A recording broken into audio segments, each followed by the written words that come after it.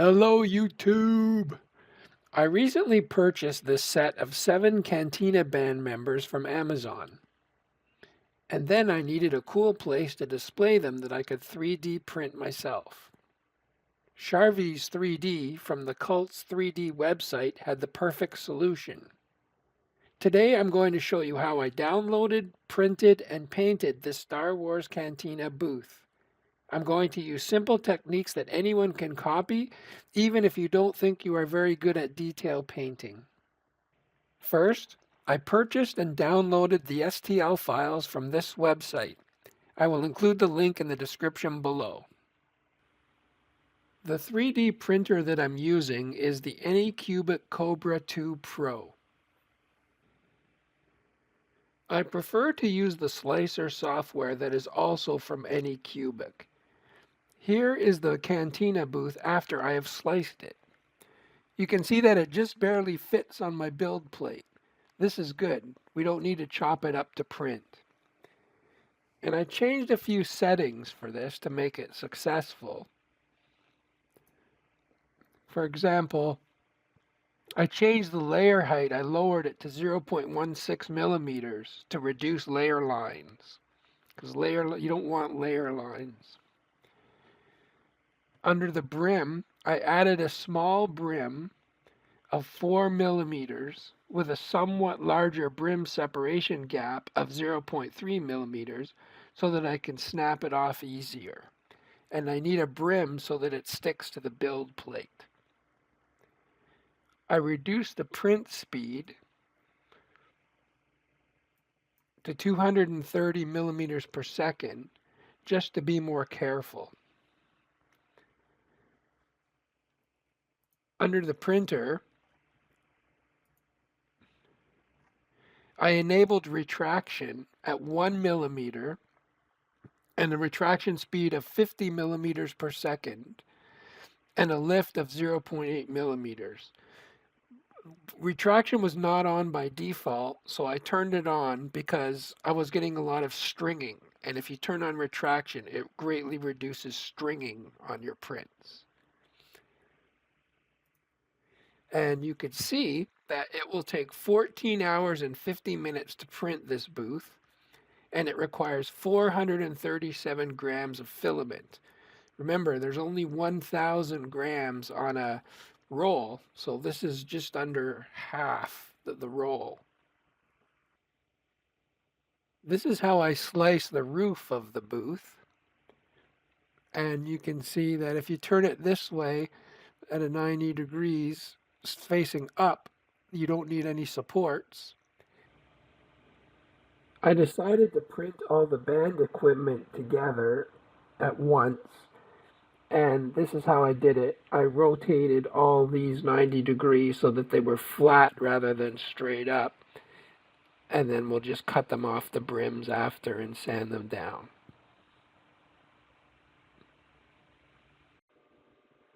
When all the pieces were finished printing, they look like this.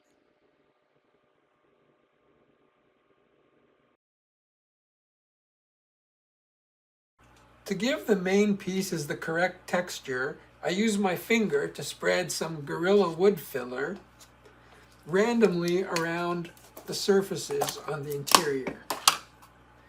So it looks like that. These are dried now, but I would just go like this and spread it around. This would give me a nice gritty surface that looks similar to the original movie set. The small granules also gave my paint and washes something to work with. And when I'm finished, I use 220 grit sandpaper to remove the filler from the outside edges and corners where I didn't want any, so that the pieces would fit together. But I don't sand in here because I don't want it to be smooth. I want it to be rough and gritty. So the next stage is to apply a nice flat white primer. I'm going to use Rust-Oleum. Shake it up really good. I'm doing this outside in my garage because it's a lot of fumes. And it's May, so I can do that now. And this is my cheap spray box. And I'm just going to give it a quick coat.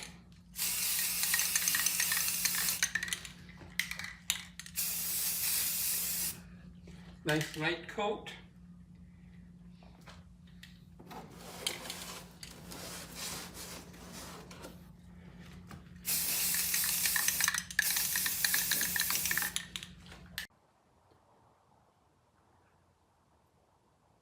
So it's been a day and the primer is fully cured. And now I'm going to spray the base coat. So I use Rust-Oleum flat white primer.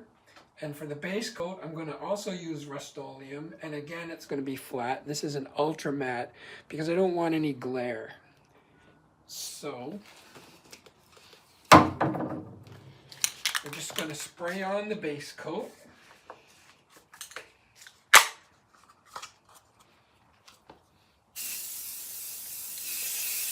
Again, nice and thin.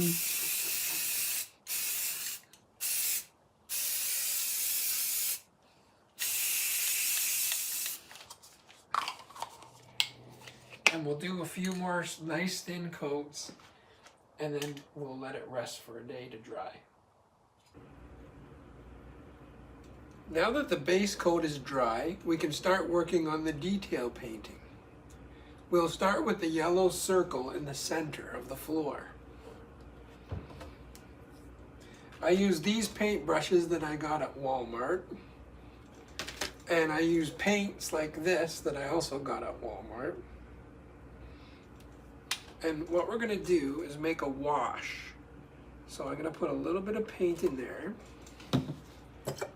And we're going to use a pipette from Hobby Lobby. And we're going to add water to it. At least half, 50-50 mix. And we're going to mix it up to make a wash. So it makes the paint will look old and worn. We don't want nice solid yellow. So we mix it up. We'll take it off because we don't want it to drip. And then we're going to paint it like this, right on the circle.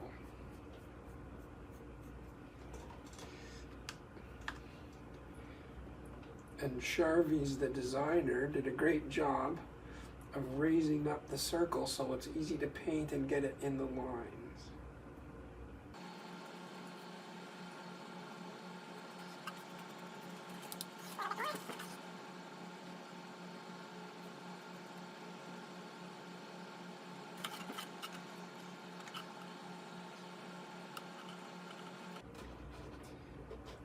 And there you have it. And now we're going to let it dry.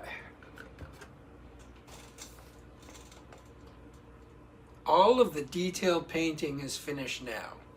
I added in the red circle on the floor, the outside bands of red and purple, and the rails on the sides, all using the same techniques.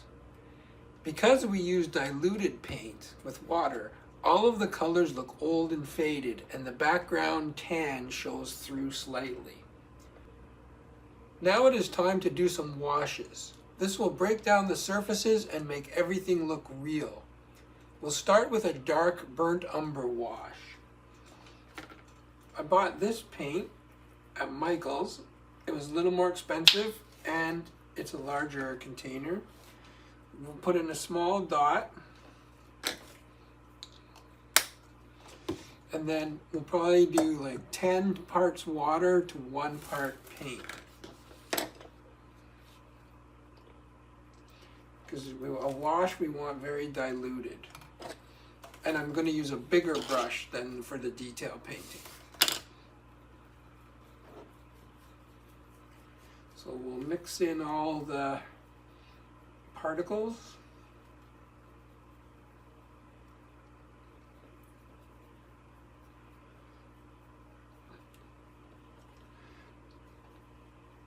And washes are very easy to do. All we need to do is brush it on. And it's going to get in all the little corners and crevices. And it will leave paint in the corners and make everything pop. And it will also break down all these larger areas that are like solid tan, because it will leave pigments in little crevices.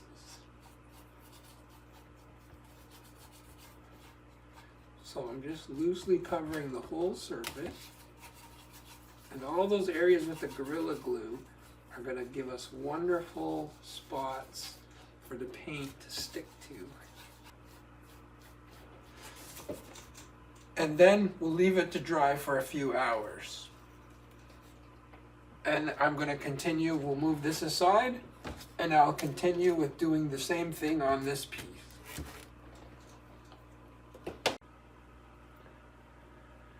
At this point, I have completed 5 washes. The first one was burnt umber, which I showed you. I did another one with burnt umber. I did a third one with black paint. Fourth one with raw sienna, which is a little bit more reddish brown. And a final one of burnt umber. So they're all layered nicely, 5 washes to give us this kind of an effect.